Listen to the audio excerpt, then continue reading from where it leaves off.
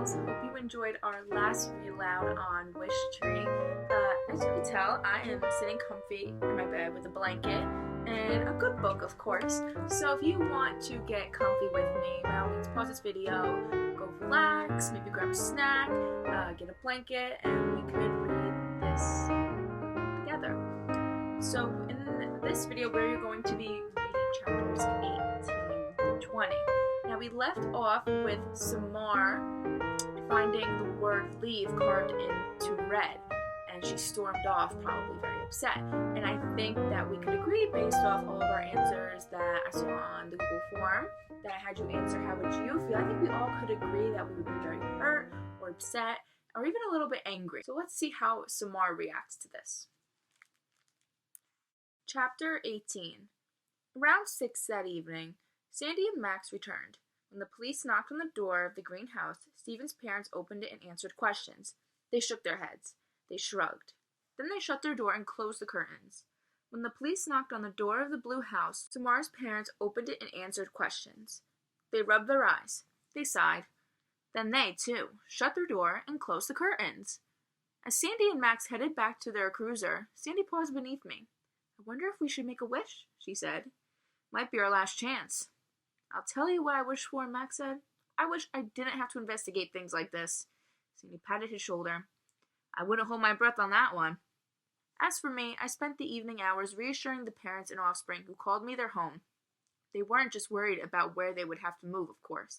They were worried about me. I was worried about me, too. I didn't want to leave the world I love so much. I wanted to meet next spring's owl nestlings. I wanted to praise the new maple sapling across the street when it blushed red at sunset. I wanted my roots to journey farther, my branches to reach higher. But that is how it is when you love life. And I could accept that if my time had come. It had come. After a life as fine as mine, who was I to complain? I was worried about the babies, though, about their parents scrambling to find new safe places to line their nests, dig their burrows, hide their winter stashes of acorns. Most of all, I was worried about Samar. I don't know why. Perhaps it was because she reminded me so much of another little girl from another time long ago. A little girl I'd managed to shelter successfully. Francesca's grandmother. Like I said, we go way back. So here Red describes her worries about being cut down. But after all, she says, because she's almost 200 and something rings old, she's accepting that this is her time. She doesn't want it to end, but she's come to terms with her life. And she says, but that is how it is when you love life.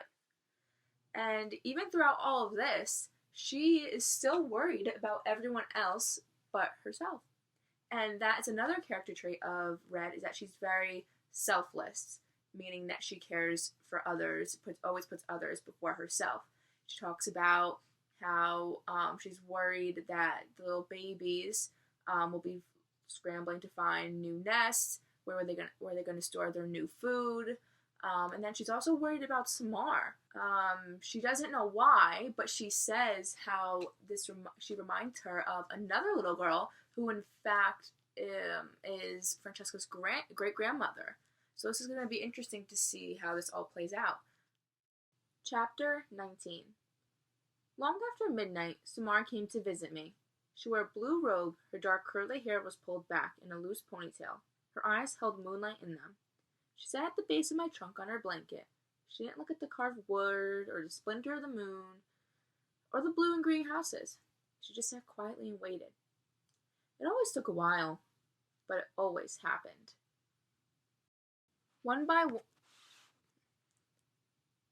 one, the babies ventured out to see her. Harold was first, flapping awkwardly down to the ground. The raccoon babies, you, and you, were next. Raccoon mothers are notoriously forgetful, so they don't bother with traditional names. The possums, the skunks, they all came. Samar sat perfectly still. The babies circled her. Together they sat in the shimmer of moonlight and listened to my leaves rustle. Bongo settled on Samar's shoulder. Hello, she said in her crow version of Samar's voice. Hello, Samar said, echoing the echo. Bongo squawked, and Samar jumped a bit. Even Bongo's quietest caw is a bit on the harsh side. Bongo flew up to my smallest hollow and poked her head inside. Her tail feathers still visible. With something shiny in her beak, she returned to the ground in front of Samar. Gently, she placed a tiny silver key attached to a long faded ribbon in Samar's open hand. "It's beautiful," Samar whispered. "Thank you." Bongo bent forward, wings spread in a sort of bow. It was, in crow circles, a sign of great affection.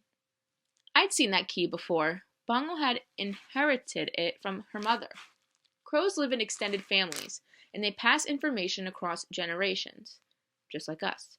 It didn't surprise me that Bongo still had the key, or that she decided to give it to Samar.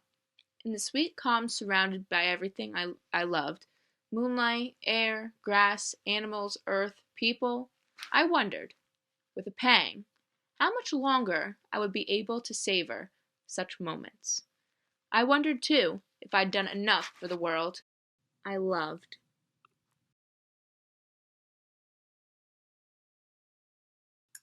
Again, it's interesting to see the relationship that the animals have with Samar because usually they don't trust humans.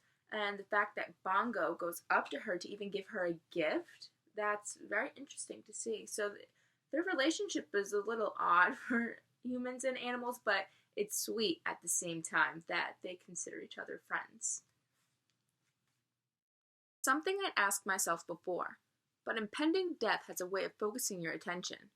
Sure, I provided plenty of shade, made oceans of oxygen for people to breathe, been a home to an endless parade of animals and insects. Here, Red talks a little bit about her importance as a tree because trees help us in the sense that they provide oxygen. There's a lot of science references in this book. Maybe we'll get to see a lot more. I'd done my job. A tree is, after all, just a tree, like I told Bongo. We grow as we must grow, as our seeds decided long ago. And yet, 216 rings, 864 seasons, and still something was missing. My life had been so safe. Upstairs, a curtain in the greenhouse moved. Behind it, Stephen was just visible, watching us. I knew what he was thinking. One of the advantages of being a good listener is that you learn a great deal about how the world works. In Stephen's eyes, in the way he looked at Samar that afternoon, I saw something I'd seen many times before. A wish. I wonder what Stephen was thinking when he was looking at Samar. Let's continue reading. Chapter 20. After Samar left, I felt restless. Restlessness is not a useful quality in a tree. We move in tiny bits, cell by cell, roots inching farther, buds nudged into the sunlight. Or we move because someone transplants us to a new location. When you're a red oak, there's no point in feeling fidgety. So clearly there's something on Red's mind that she clearly can't seem to shake off, and it's keeping her up, and she just can't stop thinking about it. Trees, as I said, are meant to listen, to observe, to endure. And yet, just once, before I said goodbye to the world, what would it be like to be something other than passive? To be an actor in the stories unfolding around me? Maybe even to make things a little bit better.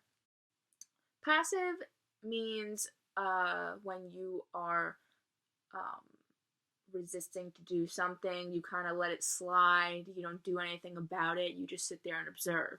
And that's how Red is. She's passive because she can't talk to humans, but she's questioning herself here. She's saying, what would it be like to be something other than passive? So I wonder what's going on in her head. Maybe she's thinking she must do something about Samar. But how's she going to do that if she can't talk? Let's continue. Bongo, I said softly. Are you awake? I am now, she grumbled. I have a question. I'll get back to you first thing in the morning. How does friendship happen? Bongo responded by snoring. I could tell it was a fake snore. Her real snores are so loud they scare the baby possums. I'm serious, I said. Bongo groaned. I don't know, it just happens. But how does it happen? Friends have things in common, Bongo said. And there you go. Your answer in 5 words. See you in the AM, pal. I thought about her reply. But what do you and I really have in common? When you get right down to it. With a loud exhale, Bongo flew to the ground. Okay, I'm thoroughly awake now, thank you very much. What's this all about? Just an idea. Here's an idea for you. Ideas are a bad idea, said Bongo, especially if someone is in a busybody mode. I'm looking at you, Red. Back to my question. Why are we friends? Okay, fine. Let me think on it for a minute. Bongo walked in a slow circle around my trunk, considering. I love the way birds move, so unlike trees. We bend with the wind, we're graceful and unhurried. Birds, on the other hand, move in flits and twitches. Their heads whip from side to side, as if they just heard astonishing news. Bongo paused. Well, to begin with, you're my home, and I'm your tenant. But that's not really a reason for us to be friends. I've had residents I wasn't particularly fond of. That squirrel? What was his name? Squinch? The one with the bad breath? It's not important. Knew it was Squinch. Bongo, I said. Please focus. Bongo gazed up at me.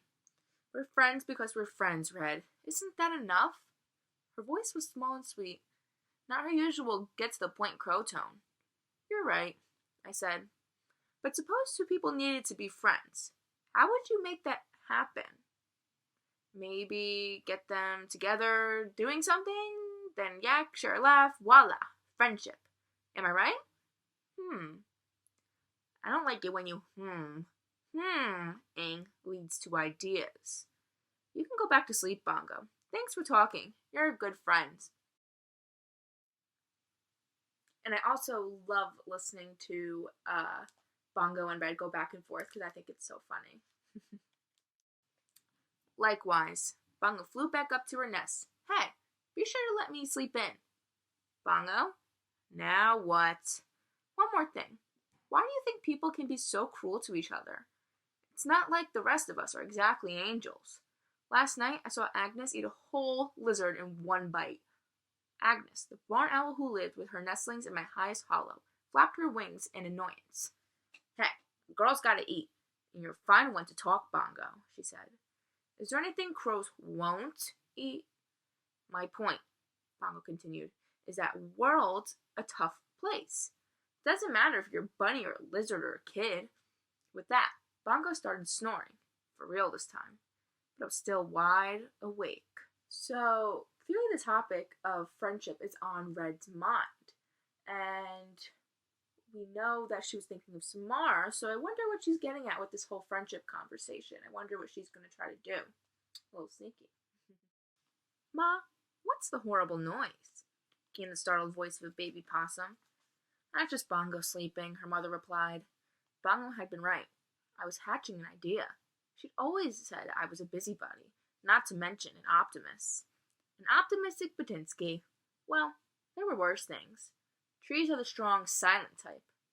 Unless we're not. That last line really got me thinking. I want you to take a quick second to pause the video and think of what you think that Red means when she says, unless we're not. So, she says, unless we're not. She likes to foreshadow a lot, it seems. Foreshadowing is kind of like something happens later in the book, we know. But they kind of drop hints here and there throughout the beginning and middle of the book. And I think Red is trying to hint something here. She says, unless we're not. She says she's the silent type. Unless she's not. So she may be hinting that she might want to talk. But I wonder what kind of trouble that's going to get her in. So I don't know if that's really a good idea. But we will not get to find out until Monday. That is it for this read aloud. Enjoy your weekend, and I will see you Monday. Bye.